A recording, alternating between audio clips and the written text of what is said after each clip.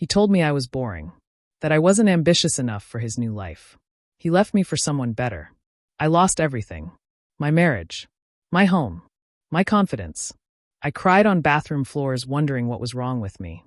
But 3 years later, I walked into that charity gala in a dress that cost more than my old monthly rent. And when the richest man in the room dropped to one knee in front of everyone, in front of my ex-husband and his pregnant wife, I finally understood something. This isn't a revenge story. This is so much bigger than that. If you've ever been told you're not enough, if someone ever made you feel small, if you've ever had to rebuild yourself from absolutely nothing, this story is for you. Stay until the end, because what I learned changed everything. And it might just change everything for you too. My name is Rachel, and this is how I went from broken to unstoppable.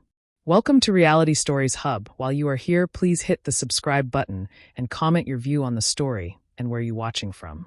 You know that moment when your entire world falls apart? When everything you thought was solid just crumbles beneath your feet. That was me 3 years ago. And if you've ever felt like you weren't good enough, like someone you loved made you feel small, then this story is for you.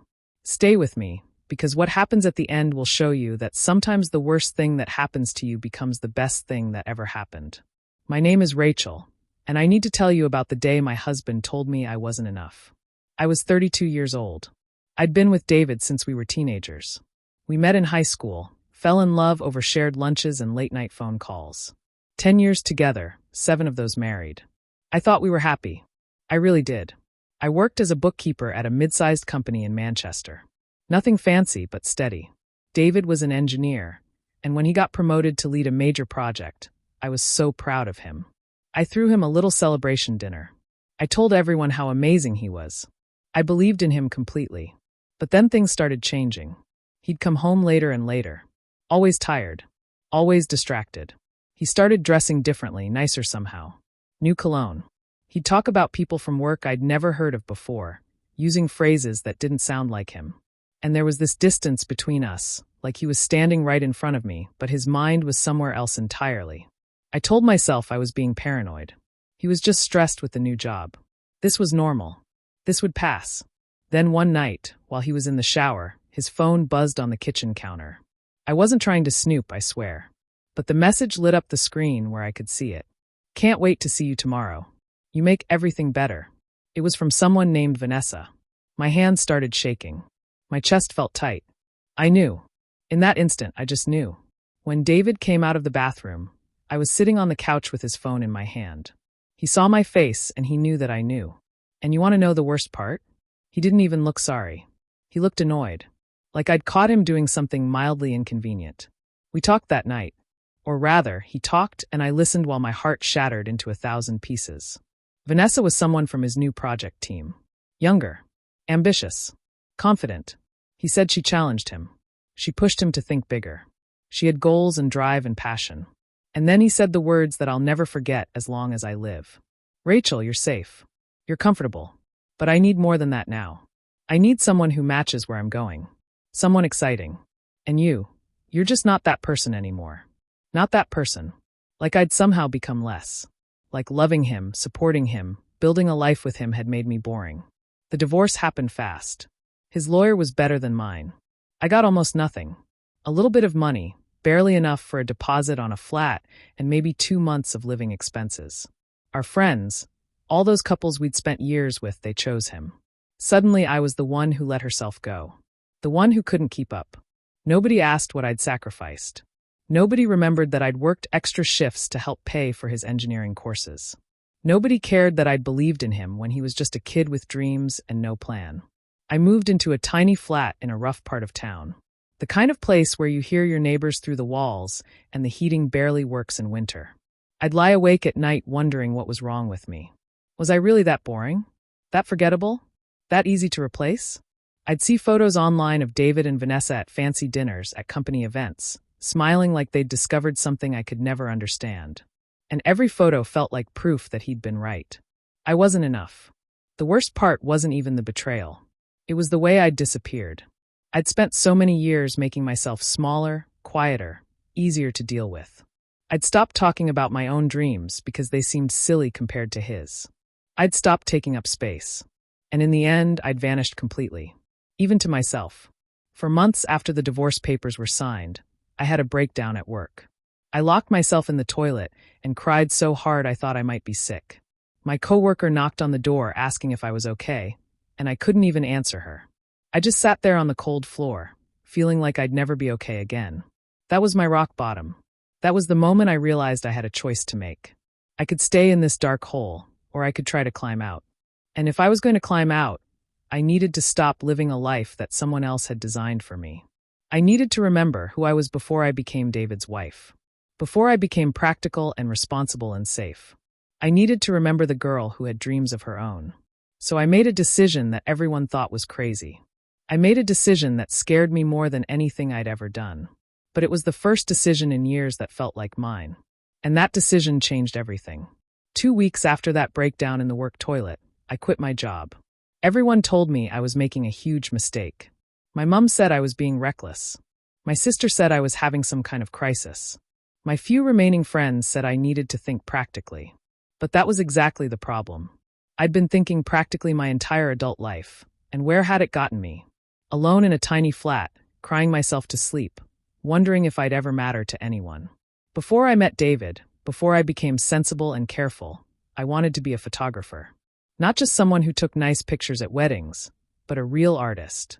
I used to see the world differently through a camera lens. I'd capture moments that other people walked right past. The way light hit water. The expression on someone's face when they thought nobody was watching. The beauty in ordinary things.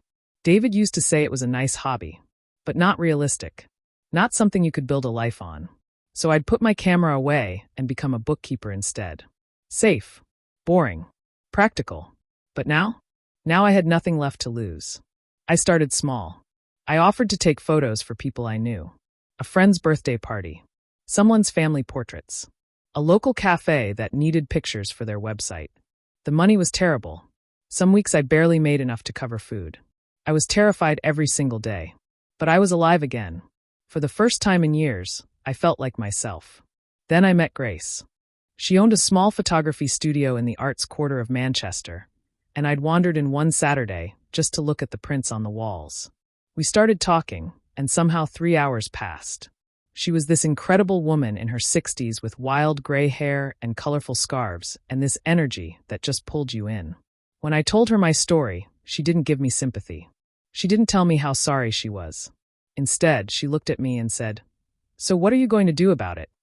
Then she offered me a job. Part-time at first, helping in the studio, learning from her, assisting on shoots. Grace taught me everything. Not just about photography, but about life. About taking up space. About charging what you're worth. About trusting yourself. She'd look at my work and say things like, "Stop trying to make everyone else comfortable. Capture what you see, not what you think they want to see." Or, "David's not looking over your shoulder anymore. Stop asking for his approval in your head." Working with Grace changed me. I started seeing myself differently. Started believing that maybe, just maybe, I had something valuable to offer the world. About 1.5 years after my divorce, something amazing happened. A small gallery in town was looking for a photographer to document the city's changing landscape. Old buildings being torn down, new ones going up, the way Manchester was transforming. They'd seen some of my work online and wanted to talk to me. I almost didn't go to that meeting. I almost convinced myself I wasn't ready, wasn't good enough. But Grace literally pushed me out the door and told me to stop being afraid of my own talent. I got the job, and I poured everything into it. Every early morning, every late night, every ounce of creativity I'd buried for years. I photographed construction workers at dawn, their faces lit by the rising sun. Empty streets at twilight. The last remaining windows of buildings about to disappear. I captured change itself. When the gallery exhibition opened, something incredible happened. People came. Lots of people. Art critics wrote about it. Suddenly, other galleries wanted to know who I was. Businesses started calling, asking me to photograph their spaces, their products, their stories. Within 6 months, I'd launched my own photography business. Within a year, I had more work than I could handle. I wasn't just surviving anymore. I was actually thriving. I moved into a better flat. Nothing fancy but mine. With good light and enough space for a proper home studio. I started dressing differently, not to impress anyone, but because I wanted to. I cut my hair short, bought clothes that made me feel confident. When I looked in the mirror, I didn't see David's boring ex-wife anymore. I saw someone I was proud to be. The woman I was becoming. She was stronger than the girl I'd been. She was braver. She took risks. She believed in herself. And that woman, she didn't need anyone's permission to exist. But here's what I want you to understand. This transformation wasn't about becoming someone completely different. It was about becoming myself again. The girl I'd been before I learned to make herself small. Before I learned that my dreams were less important than someone else's. Before I believed that being easy to love meant being easy to forget. I was rebuilding myself, piece by piece. And this time, I was building something that couldn't be broken by someone else's opinion of me. 3 years after David told me I wasn't enough, I got an invitation to a charity event. One of my gallery clients was sponsoring it, and they wanted me there. It was the kind of event I would have been terrified to attend before. Fancy, expensive, full of important people. But I wasn't that woman anymore. I bought a beautiful emerald green dress. Got my hair done. And when I looked in the mirror before leaving, I felt something I hadn't felt in years. I felt beautiful. Not for anyone else. For me. I had no idea that night would change everything. I had no idea who I was about to meet. And I definitely had no idea that my past and my future were about to collide in the most unexpected way possible. The ballroom was exactly what you'd imagine. Crystal chandeliers, champagne flowing, women in diamonds and men in expensive suits. Everyone looked like they belonged there, like they attended events like this every weekend. I was scanning the room, looking for my client, when I saw him. David. After 3 years. After all that time. After all that work to move on and heal and become someone new. There he was. And next to him was Vanessa, very pregnant, wearing a designer dress and looking absolutely miserable. My heart stopped. Just completely stopped. I thought I was over this. I thought seeing him wouldn't hurt anymore. But in that moment, it all came rushing back. The pain. The rejection. The feeling of not being enough. He looked different. Older, maybe. Tired. The confident way he used to carry himself seemed dimmed somehow. And Vanessa kept rubbing her back, wincing, saying something to him that made him frown. I should have turned around. Should have walked the other direction. But then David looked up and saw me. His face went through about 10 different emotions in 5 seconds. Shock. Confusion. Something that might have been regret. He grabbed Vanessa's arm and started walking toward me. Rachel. Wow. I almost didn't recognize you. His voice was trying to sound casual, but I could hear the shock underneath it. Vanessa was looking me up and down like she was sizing up competition. Different good, I hope, I said, keeping my voice steady. I wasn't going to let them see me shake. What are you doing here? Vanessa asked, her tone sharp. These tickets are usually quite exclusive. I felt the judgment in her voice. The assumption that I didn't belong. That I was still the same small, boring person David had left behind. I'm here with a client, I said simply. I run my own photography business now. One of my gallery clients is sponsoring the event. David's eyebrows shot up. You left bookkeeping? That's a big risk. Sometimes the biggest risk is staying somewhere you've outgrown, I said, looking him straight in the eyes. Let him think about that. Before he could respond, I felt someone step up beside me. A presence. Warm. Confident. Rachel, there you are. I've been looking everywhere for you. I turned and saw a man I didn't recognize. He was tall, maybe late 30s, with kind eyes and this calm energy about him. He was smiling at me like we were old friends. I'm sorry, I started to say, thinking he had me confused with someone else. Julian Blackwood, he said, extending his hand. Though I suppose we should finally meet properly in person, given how much we've been emailing back and forth these past few months. My brain scrambled to catch up. Julian Blackwood. The Julian Blackwood. The tech entrepreneur who'd built a software company worth billions. The man who'd been funding arts programs all over the UK. The man whose foundation I'd been corresponding with about photographing their community projects. I'd been emailing with someone named Jay Blackwood for months, discussing the best ways to capture real stories through photography, talking about art and purpose and making a difference. I'd had no idea who he actually was. He'd just signed his emails Jay and talked to me like a regular person. Mr. Blackwood, I managed to say. I didn't realize you'd be here. Julian, please, he said warmly. And I wouldn't have missed it, especially knowing the photographer who's been doing such incredible work documenting Manchester's transformation would be here. He turned to David and Vanessa with polite curiosity. Friends of yours? My ex-husband David and his wife Vanessa, I said. The words felt strange, distant, like talking about people from another lifetime. I watched David's face go pale. Everyone in the tech world knew Julian Blackwood's name. Everyone. Ah, Julian said with a pleasant smile, but his eyes were sharp. Well, lovely to meet you both. If you'll excuse us, Rachel, there's someone I'd like you to meet. He offered me his arm, and I took it, letting him guide me away from my past and toward. I didn't even know what. My heart was pounding so hard I thought everyone could hear it. Julian led me to a quieter corner near the windows overlooking the city lights. Manchester stretched out below us, glittering and alive. I hope that wasn't too forward, he said gently, handing me a glass of champagne from a passing waiter. You looked like you needed an exit. Was it that obvious? I laughed, a bit shakily. Only to someone who was paying attention, he said, his eyes meeting mine. I've wanted to meet you in person for months, Rachel. Those emails we've exchanged, the way you talk about photography, about capturing truth, about showing people's dignity and strength. It's rare. Really rare. You never told me who you were, I said softly. I wanted you to talk to me like a person, not a bank account, he explained. And you did. You challenged my ideas. You pushed back when you disagreed. You shared things about your philosophy that I don't think you would have if you'd known I was some billionaire tech guy. He smiled. That project you did, documenting the city's transformation? I've seen the photographs. They're the most beautiful things I've ever encountered. The way you captured not just buildings, but people's stories, their resilience, their hope. It's extraordinary. That's what I wanted to show, I whispered, my throat tight.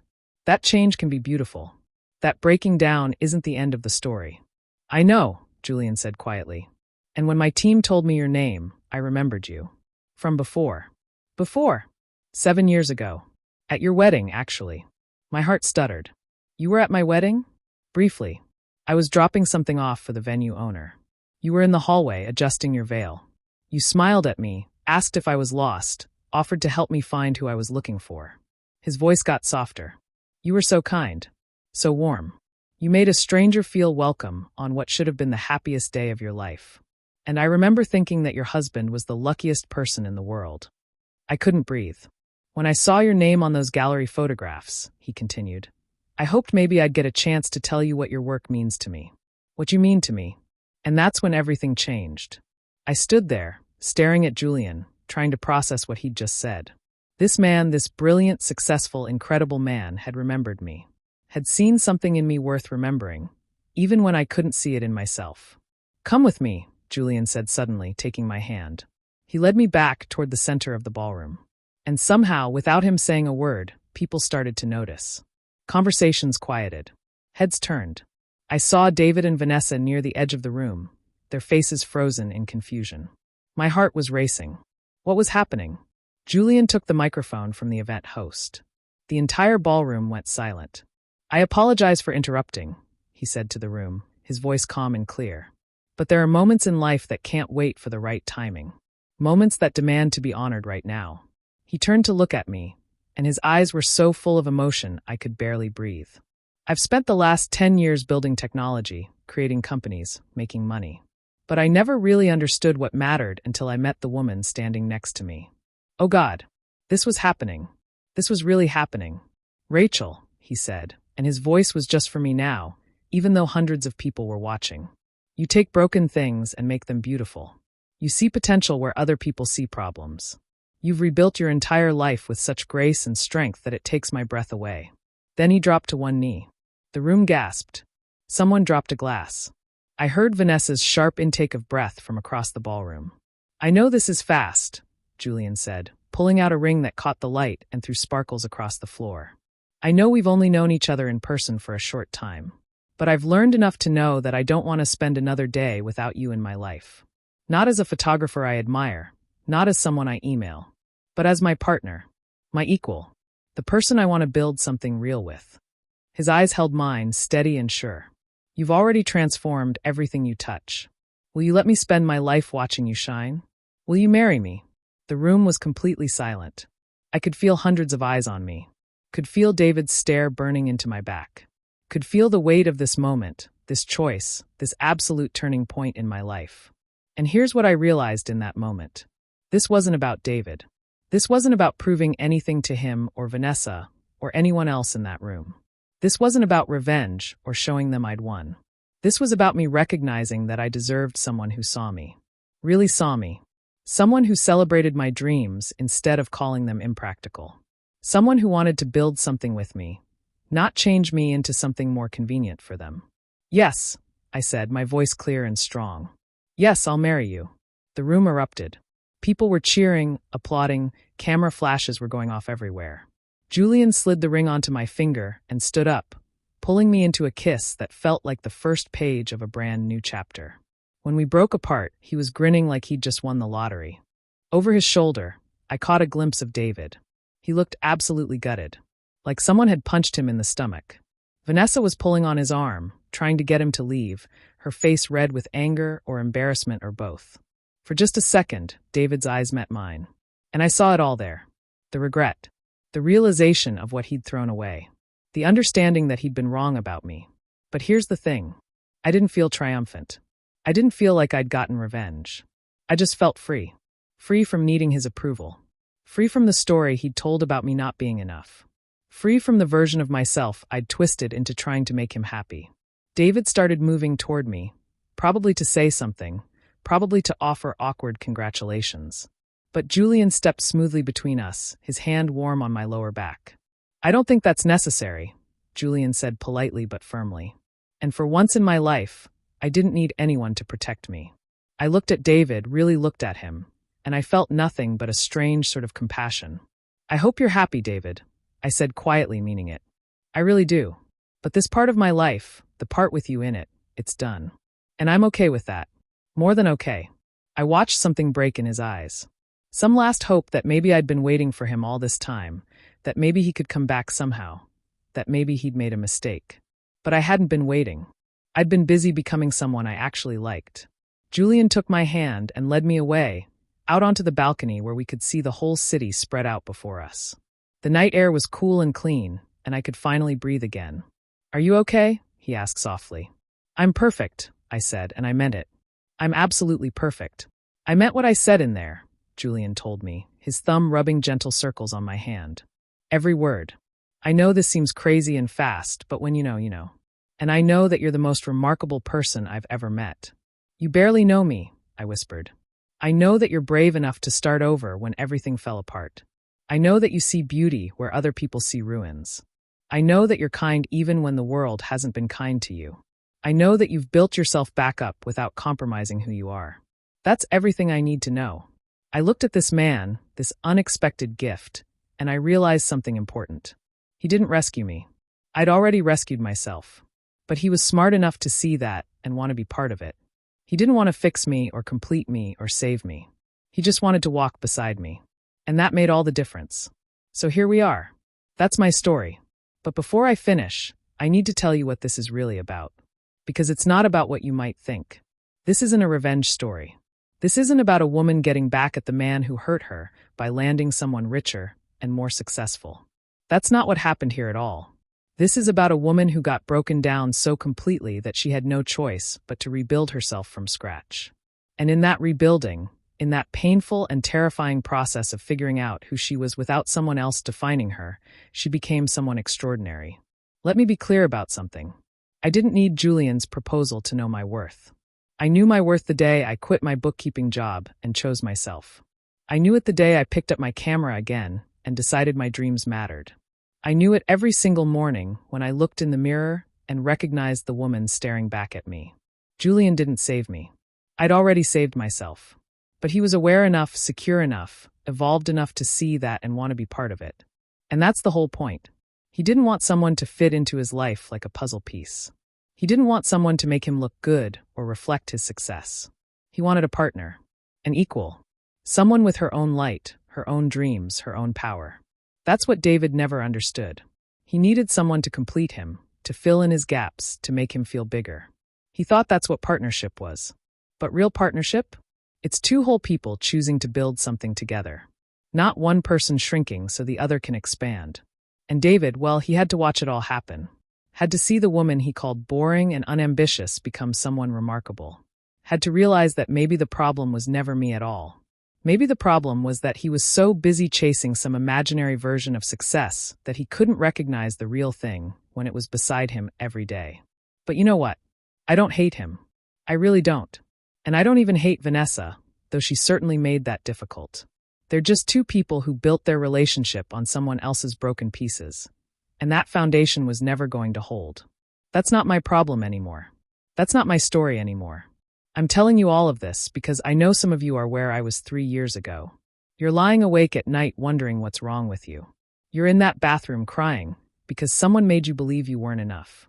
You're scrolling through photos of your ex living their best life while you're barely holding it together. You're wondering if maybe they were right. Maybe you are too boring, too much, too ordinary, too whatever they said you were. And I need you to hear me when I say this. Listen carefully. You were never the problem. Your dreams weren't the problem. Your ambitions weren't the problem. Your personality wasn't the problem. The way you laugh or the things you care about or the person you are, none of that was the problem. The problem was that you were trying to fit into a space that was never designed for you to thrive in. You were making yourself smaller so someone else could feel bigger. You were dimming your light so someone else could shine. And that's not love. That's not partnership. That's not what you deserve. Here's what I learned in those 3 years. The hard way. The painful way. But the way that changed everything. You cannot pour from an empty cup. You cannot build a life on someone else's approval. You cannot become who you're meant to be while you're busy being who someone else needs you to be. Sometimes the person who's supposed to love you most will be the one who can't see you clearly. Sometimes the people who promise to build you up will be the ones who tear you down. And sometimes the worst thing that ever happens to you, the thing that breaks your heart and shatters your world, is exactly what you needed to become who you were always meant to be. I'm not going to lie to you. Rebuilding yourself is hard. It's terrifying. There were so many mornings I wanted to give up, to go back to playing it safe, to stop trying and just accept that maybe David was right about me. There were nights I cried so hard I thought I'd never stop. There were moments I was so scared I could barely breathe. But I kept going. One day at a time. One choice at a time. One tiny act of courage at a time. And somewhere along the way, I stopped doing it to prove David wrong. I stopped doing it to show anyone anything. I started doing it for me. Because I deserved to see what I was capable of. Because my dreams mattered just as much as anyone else's. Because I was worth the effort. That's when everything changed. When I stopped seeking validation and started seeking truth. When I stopped trying to be enough for someone else and started being enough for myself. So if you're in that dark place right now, if you're wondering if you'll ever feel whole again, if you're questioning everything about yourself, let me tell you something. You will survive this. You will heal. And one day, sooner than you think, you're going to look back at this moment and realize it wasn't the end of your story. It was the beginning of you discovering who you really are. The beginning of you building a life that actually fits you. The beginning of you learning that you were never too much or not enough. You were always exactly what you needed to be. You just needed to find someone who could see it. And that someone, it starts with you. 3 years ago, I thought my life was over. I thought losing David meant losing everything. But I was wrong. Losing David meant finding myself. And that was everything. Your person is out there. Your success is waiting. Your happiness is possible. But first, you have to become the person who's ready to receive it. You have to do the work of rebuilding yourself, not for anyone else, but for you. Trust me. It's worth it. You're worth it. I promise.